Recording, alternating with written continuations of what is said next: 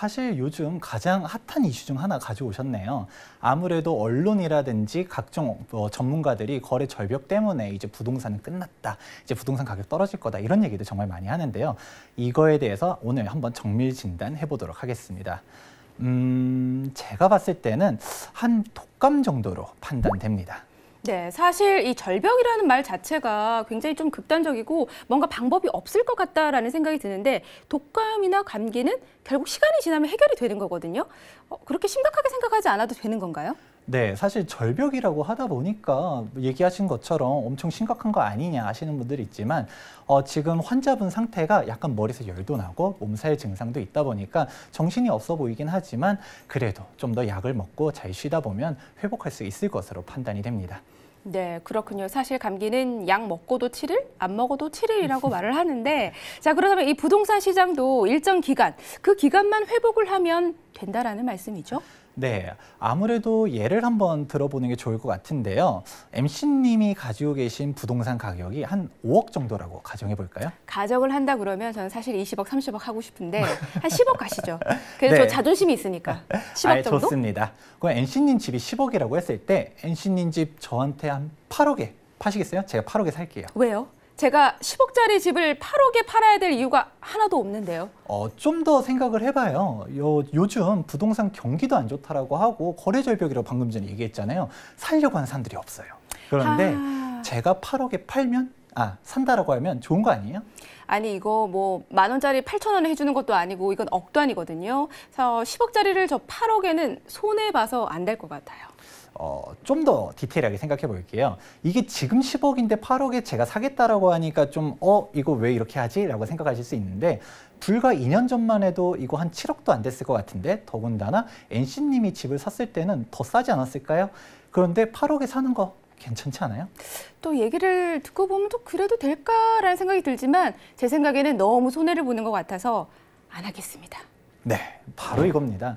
사실 거래 절벽이라는 게 어려운 게 아니에요. 거래가 이루어진다라고 생각하면 뭐가 될까요? 매도자랑 매수자랑 이 가격에 서로 사고 팔겠다라는 게 위사가 합치되기 때문에 거래가 이루어지는데요. 반대로 거래가 안 이루어진다라고 하면 매도자가 팔겠다라고 생각하는 금액대랑 매수자가 사겠다라고 생각하는 금액이 서로 안 맞기 때문에 거래가 안 이루어지는 것입니다. 네, 그렇군요. 사고 파는 그 금액이 일치되지 않기 때문에 거래가 이루어지지 않는다라는 말씀인 것 같습니다.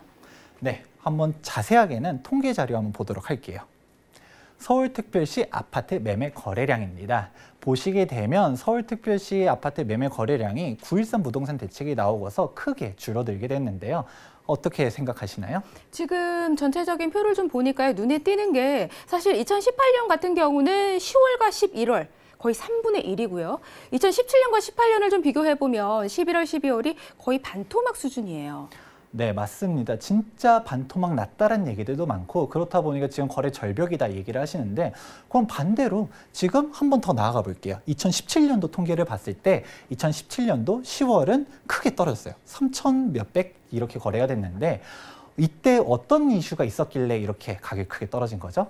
네, 아무래도 파리 부동산 대책 이후에 타격을 좀 입은 것 같은데요. 네, 맞습니다. 파리 부동산 대책이 터지자 거래량이 급감을 했었는데요. 그런데 좀 더 자세하게 보시면 11월과 12월에는 거래량이 다시 늘어났어요.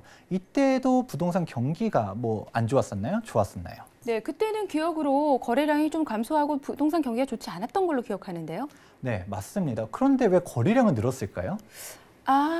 이해했어요. 이 서로 아까 말씀하신 것처럼 사고 팔려는 그 금액대가 좀 맞아야 거래가 이루어진다고 했거든요. 그렇게 생각하는 사람들이 좀 많았기 때문인 것 같은데요. 네, 맞습니다. 지금 얘기하셨던 것처럼 거래가 이루어지려면 팔려고 하는 사람들이 많아야 되는데요. 이때 파리 부동산 대책이 워낙 강력했다 보니까 보다 적극적으로 집을 팔려고 하는 사람들이 많았었던 것입니다.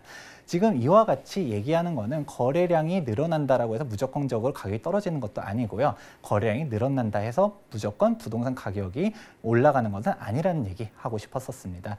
예를 한번 들어볼게요. MC님이 지금 집을 가지고 계신데 이 집 동네에 뭐 예를 들어 공원도 생긴다라고 하고 학교도 생긴다라고 하고 뭐 대중교통도 깔린다라고 하고 지하철 얼마나 좋아요? 더군다나 대기업 본사가 또 이전한다라고 해볼게요. 그러면 너도 나도 이 동네가 개발되는 소식을 듣고서 집을 살려고 하지 않겠습니까?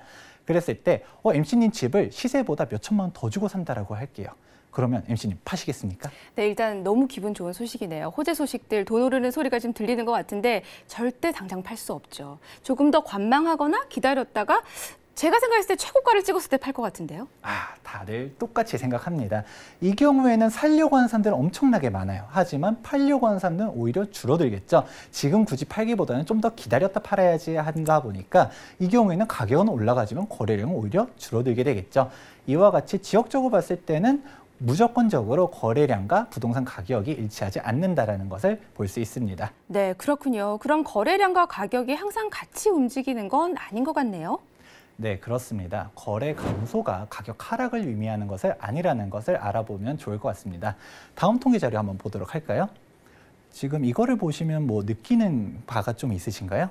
네, 전체적으로 보니까 부동산 거래량이 항상 높았던 건 또 아닌 것 같은데요. 파리 부동산 대책이나 이 9.13 부동산 대책 같이 명확한 이유가 있었던 시기도 있지만 좀 거래량이 감소한 구간도 좀 보이는데요.